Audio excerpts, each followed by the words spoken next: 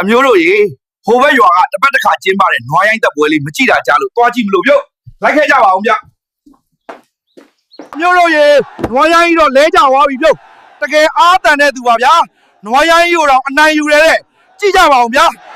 နွားရိုင်းသက်ပွဲကလည်းကြည့်ကောင်းချက်ဗျာအခုတော့ဗိုက်စာလို့ထမင်းစားလိုက်အောင်မယ်ပြုတ်ညီလေးဝတ်သားနဲ့ထမင်းတပွဲချရေးဟိုဘက်ဝိုင်းဘက်ကလူတွေကဘာအသားစားနေလဲမသိဘူးဗျနနီရဲနဲ့အရာမကြီးဗျစားကျင်စရာကြီးစပွဲတို့ကိုခေါ်ပြီးမေးကြည့်အောင်ပါပဲညီလေးဟိုဘက်ဝိုင်းရလူတွေဘာအသားစားနေတာလဲဩအဲ့ဒါခုနနွားရင်းတက်ပွဲကတေသွားတဲ့နွားရဲ့အင်္ဂါလေး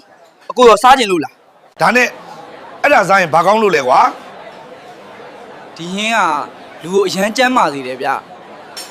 ညီလေးအဲ့ဒါဆိုအကိုလဲစမ်းစားကြည့်ခြင်းနဲ့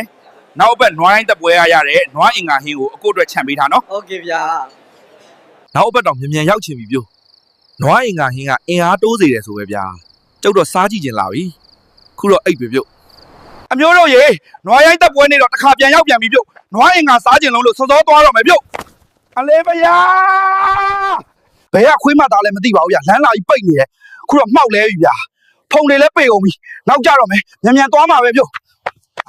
အမျိုးတို့ရေနွားအင်္ဂါစားခြင်းလုံးလို့နွားရိုင်းတက်ပွဲတောင်ပြီးအောင်မကြည့်တော့ဘူးပြုတ်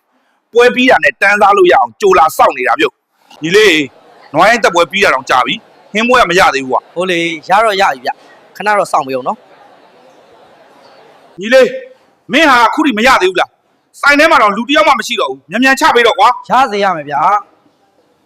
အမျိုးတို့ရေနောက်ဆုံးတော့စားရပြီပြုတ်ဒါမဲ့ဒီတစ်ခါနွားအင်္ဂါမဲမဲသေးသေးလေးဗျပြီးရမှစပွဲတို့ကိုမေးကြည့်တော့မယ်ခုတော့တီးပြီပြုတ်